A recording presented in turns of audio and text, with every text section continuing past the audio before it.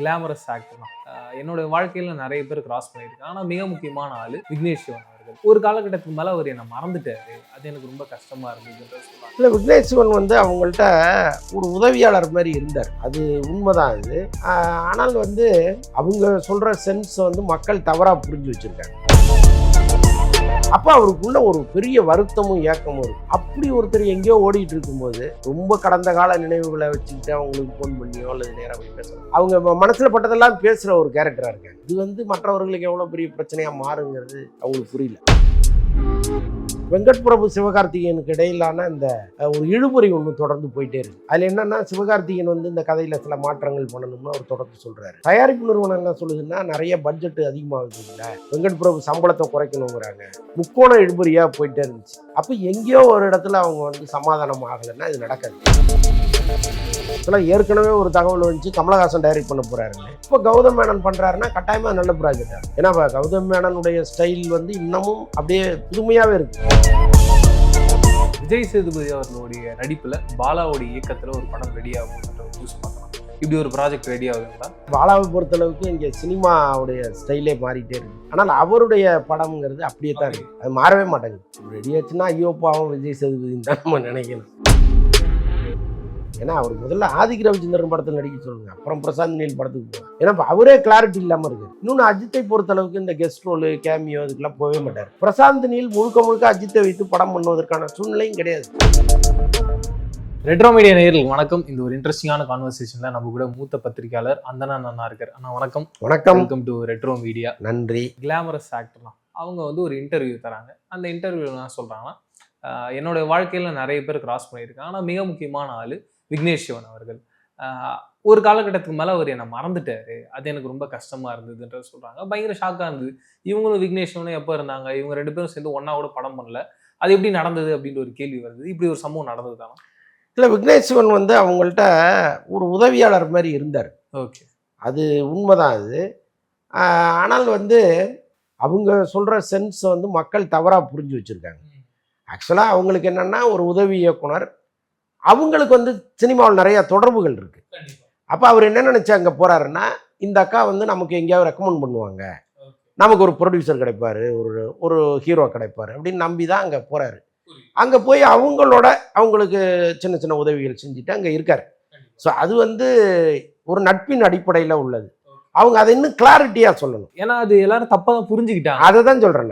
அவங்க வந்து இப்படியெல்லாம் மக்கள் புரிஞ்சுப்பாங்கன்னு நினைக்கல. புரியுது. நினைச்சிருந்தா இன்னும் கிளாரிட்டியா சொல்லிருப்பாங்க, தம்பி மாதிரி அப்படின்னு ஒரு வார்த்தையை அவங்க சொல்லியிருப்பாங்க. அவங்க சொல்ல தவறுனது இங்க பல பேருக்கு தவறான ஒரு பார்வையை உருவாக்கிடுச்சு.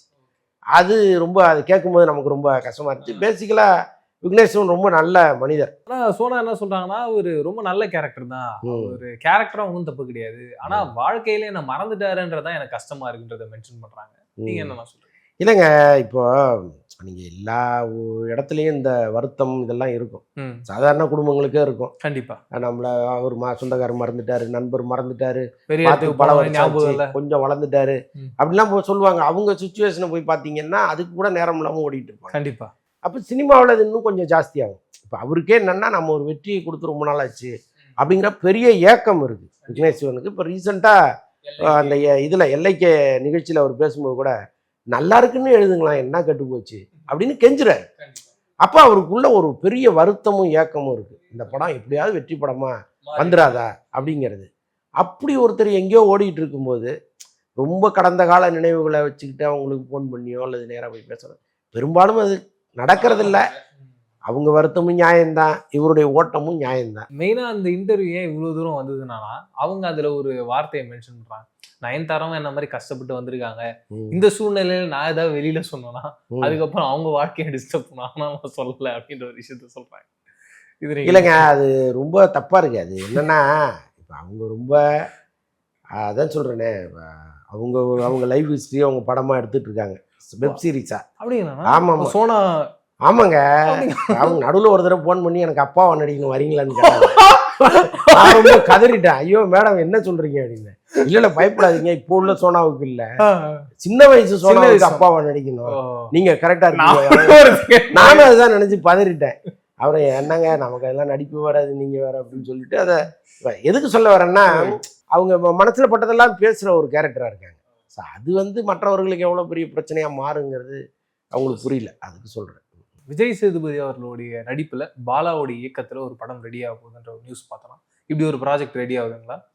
ரெடி ஆச்சுன்னா ஐயோ பாவம் விஜய் சேதுபதினு தான் நம்ம நினைக்கணும்.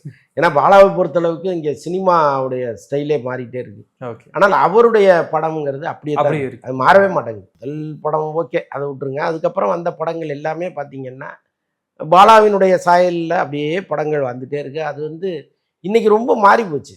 பசங்க அது மாதிரி படங்களை ரசிக்கிற கூட்டமே ஆல்மோஸ்ட் இல்லாமல் போயிடுச்சு.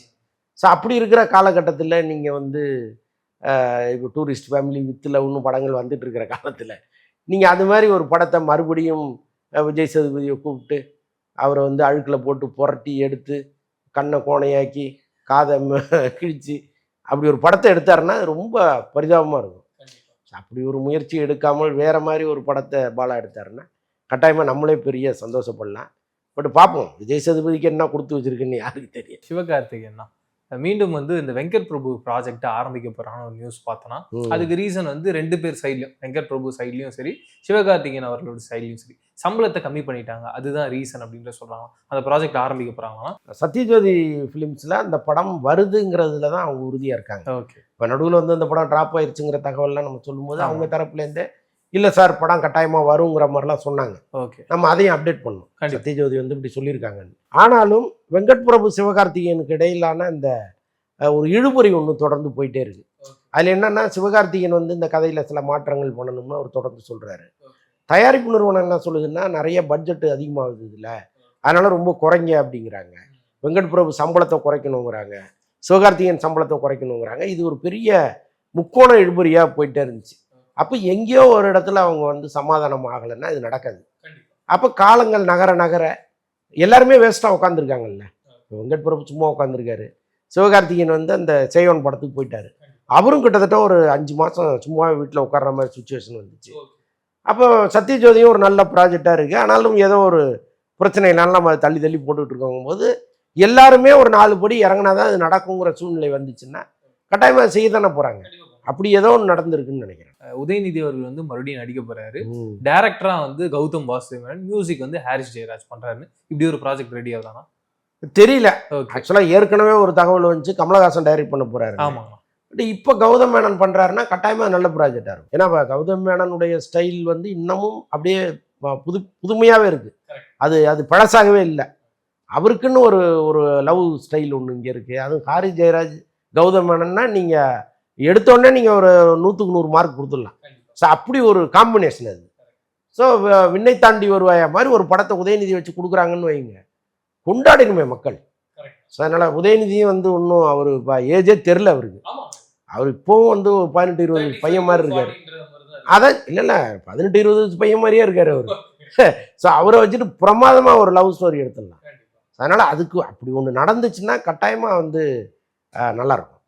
வேல்ஸ் வந்து அஃபிஷியலாக ஒரு ப்ராஜெக்ட் லான்ச் பண்ணுறாங்க. பிரேமோடைய டைரக்ஷனில் ஃபகத் ஃபாசில் நடிக்க போகிறாரு அப்படின்னு. ஆனால் அந்த ப்ராஜெக்டோடைய ஓவரால் வேல்யூவாகவே ரொம்ப அதிகமாக இருந்தனா. ஃபகத் ஃபாசில் சேலரி பெரிய அளவில் இருக்குன்றாங்க, அந்த ப்ராஜெக்டாகவே பெரிய ப்ராஜெக்ட்ன்றாங்க. பட் இந்த ஸ்டார் காஸ்ட்டை வச்சு பாக்ஸ் ஆஃபீஸில் அவ்வளோ பெரிய நம்பர் பண்ண முடியுமா? ஒரு பிரேக் ஈவன் ப்ராஜெக்டாக அது மாறுமா? ஒரு தயாரிப்பாளராக அந்த பிரேக் ஈவன் அதெல்லாம் போட்டு பார்ப்பாங்க. பட் பிரேம் மாதிரி ஒரு படைப்பாளி வந்து அந்த எழுத்தும் படைப்பும் தான் அவங்க கண்ணுக்கு தெரியும். பட்ஜெட்லாம் அவங்களுக்கு 2ஆம் பட்சம் தான். ஓகே. அவங்க மனசில் நினைக்கிறத அப்படியே உயிரோட்டமாக திரையில் காமிக்கணும்னு நினைக்கிற ஒரு இயக்குனராக அவர் இருக்கார். இன்னொன்று அவருக்கான ஆடியன்ஸுங்கிறது இங்கே கான்ஃபிடென்ட்டாக இருக்குது. ஓகே. இப்போ அவர் வந்து 96 படமும் சரி, அதுக்கப்புறம் அந்த மெய்யழகனும் சரி தியேட்டருக்கெல்லாம் ஹிட் ஆகலைன்னா கூட ஓடிடியில் மிகப்பெரிய ஹிட் அந்த படம். ஸோ அப்படி இருக்கும்போது அவர் மீது நம்பிக்கை கொண்ட ஒரு பெரிய கூட்டம் இங்கே இருக்குது. அப்போ அந்த கூட்டம் மொத்தமும் தியேட்டருக்கு வந்தாலே அது வந்து படம் ஹிட் ஆகும். ஸோ அப்படி இருக்கிற சூழ்நிலையில் எப்படி இருந்தாலும் தயாரிப்பு நிறுவனம் அது இதுன்னு ஏதாவது சொல்லுவாங்க, குறைவதற்கு வாய்ப்புகள் இருக்குது. பட் நல்ல ப்ராஜெக்டாக இருக்கும். ஓகே. சூர்யா சாருடைய 50வது படமா பயங்கர பிரம்மாண்டமாக இருக்க போது கேவிஎனுடைய ப்ரொடக்ஷனில் 24 இயக்குனர் விக்ரம் தான் இதை இயக்க போகிறாருன்றதை சொல்கிறாங்கன்னா இந்த ப்ராஜெக்ட் நடக்க போகுதுங்களா?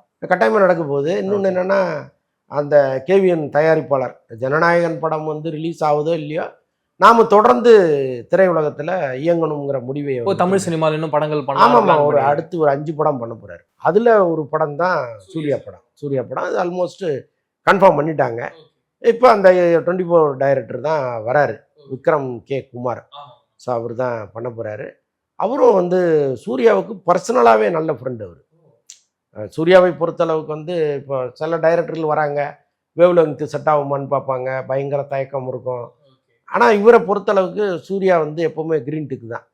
ஸோ அந்த அளவுக்கு 2 பேரும் நெருங்கிய நண்பர்கள். ஸோ அதனால இந்த படம் ரொம்ப அழகாக டேக்கப் ஆகிடும். அண்ட் இந்த 24 படமே நான் இப்போ வரைக்கும் பார்த்தாலும் ரொம்ப ஃப்ரெஷ்ஷாக ரொம்ப சூப்பராக இருக்கும். ம். பட் அந்த காலகட்டத்தில் அது சரியா போவே இல்லைண்ணா. ஆமாம், இங்கே பெருசாக போகல. பட் இதில் தெலுங்கில் இதுலலாம் பெரிய ஹிட்டு. ஓ ஆமாம். ஓகேண்ணா. அண்டு சூர்யா சாரே அடுத்து வந்து ஞானவேல் ஜெய் பீம் படத்துடைய டைரக்டர், அவர் டைரக்ஷன்ல ஒரு படம் நடிக்க போறாருன்றது சொல்றாங்களா? அப்படி ஒரு ப்ராஜெக்ட் ரெடி ஆகுங்களா? ஆமாம், இப்போ ஆக்சுவலாக வந்து இதே மாதிரி தான். ஓகே. இப்படி விக்ரம் குமார் வந்து அவருக்கு நண்பரோ, ஓ அதை விட இப்போ ரொம்ப திக்கஸ்ட் ஃப்ரெண்ட் வந்து ஞானவேல். ஞானவேல் அவர்கள். என்ன காரணம்னா அவருடைய அகரம் ஃபவுண்டேஷனில் மிக முக்கியமான ஒருத்தராக ஞானவேல் இருக்கார். ஆமாம், ரொம்ப ஆரம்ப காலங்களில் சூர்யாவுக்காக நிறைய ஒர்க் பண்ணி கொடுத்துருக்காரு. ஒரு பத்திரிகையாளராக அவங்க ஃபேமிலிக்குள்ளே நுழைஞ்சு ஒரு நெருங்கிய நண்பராக மாறி அதுக்கப்புறம் தான் ஜெய்பீம்லாம் அவர் பண்ணார். உங்களுக்கு தெரியும், ஜெய்பீம் வந்து சூர்யாவினுடைய பட வரிசையில் அது வந்து சூப்பர் ஹிட் படம், எப்போவுமே அவருக்கு பெரிய மரியாதையை கொடுத்த படம் அது. ஸோ அப்படி இருக்கும்போது அவங்க 2 பேரும் மீண்டும் இணைவதுங்கிறது ரொம்ப ஈஸியாக நடந்துடும். இன்னொன்று இப்போ வேட்டையன் படம் பண்ணார், அதில் ரஜினியின் தலையீடு அதிகம்ங்கிறாங்க.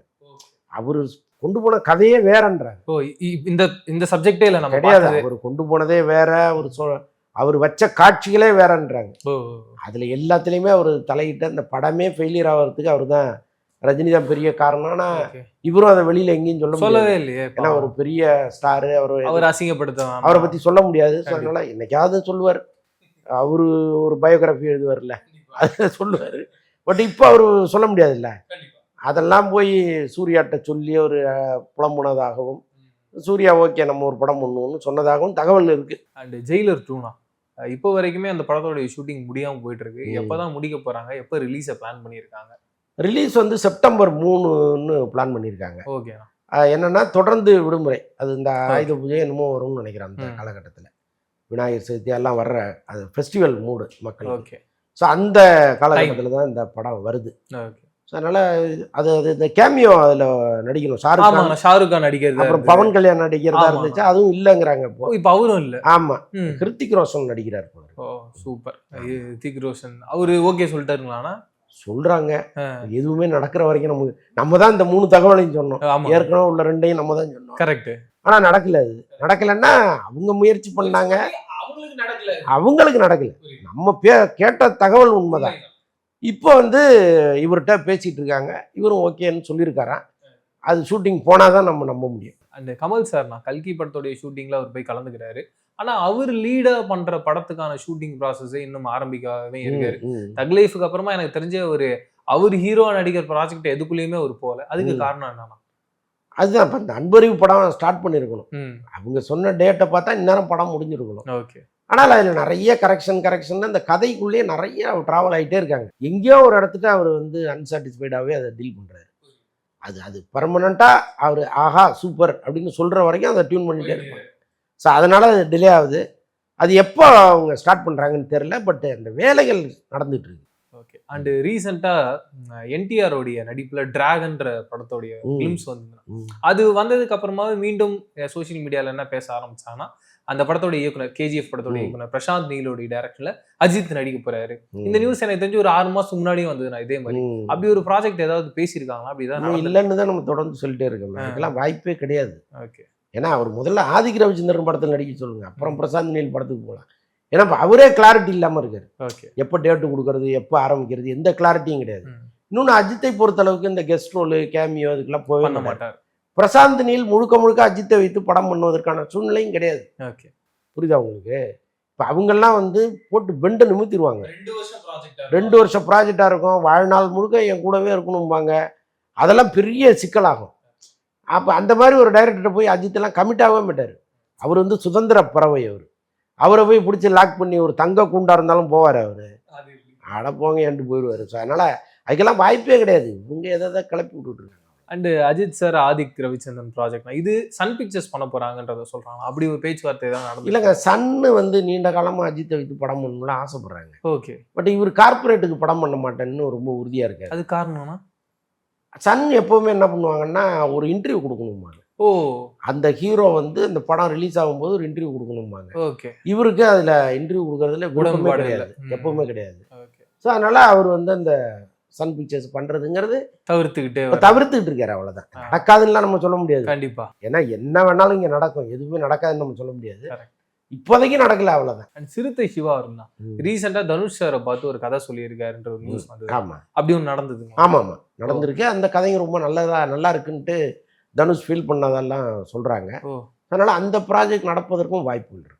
ஓகேண்ணா. அண்ட் வேல்ஸோடைய ப்ரொடக்ஷன்ல மாரி செல்வராஜோட டைரக்ஷன்ல தனுஷ் சார் நடிக்கிறாருன்னா அந்த ப்ராஜெக்ட் நடக்க போகுதுங்களா? நடக்க போகுது, அதுவும் நடக்க போகுது. ஓகே. பட் அதில் ஒரு பட்ஜெட் ப்ராப்ளம் ஒன்று போயிட்டு இருக்குன்னு சொல்கிறாங்க. அது அதில் வந்து ஒரு சின்ன ஒரு சிக்கல் ஒன்று இருக்குது. பட் அது களையப்பட்டால் அவங்களே பண்ணுவாங்க. அண்ட் வேல்ஸோட ப்ரொடக்ஷன்ல இப்படி நிறைய படங்கள் லிஸ்ட்ல கொடுத்தாங்க. ஆனா அதுக்கப்புறமா அந்த ஷூட்டிங் ப்ராசஸ்லாம் ஆரம்பிச்ச மாதிரி எந்த ஒரு அனௌன்ஸ்மெண்ட்டும் வரலாம். அதுக்கு காரணம் என்னன்னாங்க, ஒரு படம் எடுக்கிறாங்க, அது ஓடினா தானே அவங்க அடுத்து உற்சாகமாக இறங்க முடியும். கண்டிப்பா. எடுக்கிற படம்லாம் ஓடவே Loss மாட்டாங்கன்னா அவர் என்ன பண்ணுவார்?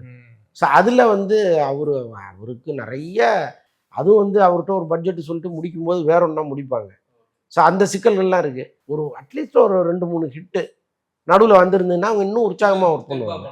ஐயா அது தொடர்ந்து அவங்களுக்கு ஃப்ளாப் ஆகிட்டே இருக்கு, அதுதான் பிரச்சனை. அதுதான் அவருக்கு. அப்படி இருந்து இவ்வளோ படங்கள் பண்ணுறாங்களே, கண்டிப்பா. அது பெரிய விஜய் சுத்து வச்சு டயங்கரம் பண்றாரு. ஆமாம், அடுத்தடுத்து ஒரு பெரிய லிஸ்டே வச்சிருக்காரு. ஓகேண்ணா. அடுத்து சூப்பர் ஸ்டார் ரஜினினா எல்லா ப்ராஜெக்டையும் ஒன்று கமிட் பண்ணிட்டே வராரு. இந்த டேரக்டர் அந்த டேரக்டர்ன்றதை சொல்லிட்டே இருக்காங்க. கடைசி அஸ்வத் மாரிமுத்துல வந்து நின்னாங்க. ஆனால் அந்த அனௌன்ஸ்மெண்ட் இன்னும் வராமே இருக்குன்னா அதுக்கு காரணம் என்ன? அஸ்வத் மாரிமுத்து தானா இல்லை மறுபடியும் வந்து டான் படத்துடைய டேரக்டர்? இல்லை அஸ்வத் மாரிமுத்து தான். அதில் கிட்டத்தட்ட உறுதியாயிருச்சு. விரைவில் ஏதாவது ஒரு நல்ல நாள் பார்த்து அறிவிப்பாங்க. அதுக்கு நடுவில் நான் ஒன்று கேள்விப்பட்டேன்னா, பிரதீப்புடைய ப்ரொடக்ஷன்ல அஸ்வத் ஹீரோவா நடிக்க போறாரு. அந்த படத்தோட ஹீரோயினா மமிதா நடிக்க போறாங்க. மமிதா தான் அந்த படத்தோடைய மெயின் லீடா இருக்க போறாங்க. ஆமா, அப்படி ஒரு ப்ராஜெக்ட் ரெடி. ஆமா, இவரு கிட்டத்தட்ட கேமியோ மாதிரி தான் வராரு. மெயின் லீடு மமிதா தான். ஆமா, அதனால ரஜினி படத்துக்கும் அதுக்கும் வந்து பெரிய டிஸ்டர்பன்ஸ்லாம் இருக்கு. ஏன்னா எனக்கு அதான் டவுட் வந்துச்சு. அவர் நடிகரா மாறினார்னா அப்புறம் எப்படி இதுல டைரக்ஷன் பண்றதுக்கு வருவாரு? இப்ப எல்லாருமே ஹீரோவா மாறுறாங்க டைரக்டர்ஸ். அப்படி அவரும் ஒரு ஹீரோவாவே பயணிக்கலாமோன்னு ஒரு ஐடியால இருக்காருன்றதுனால அவருக்கு ஹீரோ மெட்டீரியல் தான். கண்டிப்பா கண்டிப்பா. ஆமா, அவருக்கு ரஜினி ப்ராஜெக்ட் வரும்போது வேற எதுவும் யோசிக்க முடியாதுல்ல. அதனால அவர் வந்திருக்கிறாரு. அது சும்மா கேமியோ தான். முழு நேர ஹீரோவெல்லாம் இல்ல கிடையாது. அண்ட் பிரதீப் ரங்கநாதனா மைத்ரே மூவிஸ் ப்ரொடக்ஷன்ல ஒரு படம் பண்ண போறான்னு கேள்விப்பட்டேன். அப்படி ஒரு ப்ராஜெக்ட் ரெடி ஆகுதுங்களா? ஆமா, அது அவருக்கு தான் அவ்வளோ வாண்டட் இருக்காங்க. பிரதீப் ரங்கநாதன் தான் இன்னைக்கு அந்த எல்லைக்கே வந்து கொஞ்சம் பின்னாடி இழுத்துருச்சே தவிர அவர் கொடுத்த ஹிட்டுக்கெல்லாம் இன்னொரு இப்போ 4 ஃப்ளாப்பு கூட கொடுக்கலாம். அந்த அளவுக்கு அவர் ஸ்ட்ராங்காக இருக்காரு. அதனால அவருக்கு நிறைய கம்பெனிகளை அப்ரோச் பண்ணிக்கிட்டே இருக்காங்க. அதனால நடிக்கிறார். நிறைய இன்ட்ரெஸ்டிங்கான விஷயம் பேசணும். மீண்டும் சந்திப்போம். நன்றிண்ணா. நன்றி.